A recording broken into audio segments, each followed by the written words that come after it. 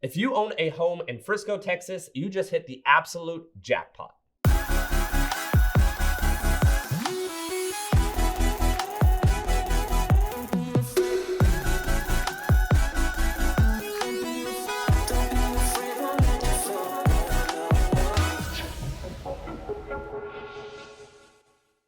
What's up guys, it's McKeown back again with another video this week. I had to make a quick one here for you guys after the news came out yesterday that Universal Studios is coming to North Texas. Now size-wise, this new theme park is going to feel tremendously small if you're comparing it to the other theme parks. Compared to Universal Studios in California, sitting at about 400 acres, Disneyland about 500, Universal in Florida north of 500, and then Disney World north of 27,000 acres. So yes, when you're comparing to 97 acres in the North Texas region, very small theme park compared to the others on the west and the east coast. But that does not take anything away from the opportunity that this is going to be bringing to our metro. So what does this mean, guys? Well, first of all, it's going to bring likely higher property taxes. Also, it's going to bring a lot of congestion. If you've been to Disney World, you experience it on a daily basis. Certainly higher property taxes, higher values. The city is going to need additional funds to compensate. Now, this being only a 97-acre park, you're going to have visitors coming in for a shorter amount of time, meaning that you're going to have maybe people come for a 1 or 2 day visit.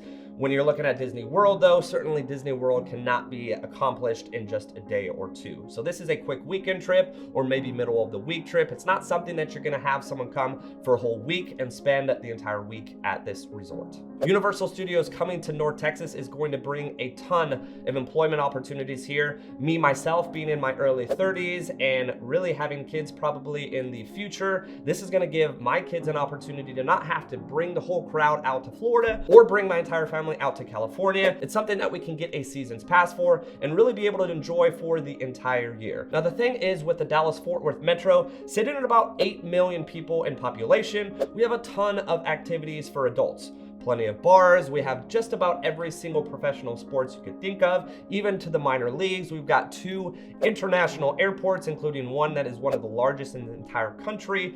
You've got a ton of just things for folks to do that are of older age. This gives people that have young kids the ability to take their kids out and still have a fun time. Now, me personally, just thinking without being a parent, I know there is a zoo or 2, one in Dallas and one in Fort Worth, as well as an aquarium in Dallas. But beyond the Dallas Aquarium and the 2 zoos we have here, and maybe Legoland, that is a relatively newer kind of attraction for young children, this is a huge opportunity for Universal Studios to come in here, hit a niche market, and really excel, because there's just not a lot of that opportunity here. And on top of that, you're still close to an international airport where, hey, if you don't live in California or you don't live in Florida, maybe you live in a conjoining state to here to Texas, you can still fly in for a short visit and enjoy the new Universal Studios coming in just 4 years. Now, because I'm a real estate agent here locally in the Dallas-Fort Worth area, as well as just an investor, we're going to talk about what does this mean for the real estate realm in our market. Well, I can tell you, I personally have a client that suggested also that I make this video, but this past year in 2022, I helped him buy 2 investments, and those are going to be a big opportunity moving forward to transition into short-term rentals. So yes, I mentioned earlier higher property taxes. What does that mean?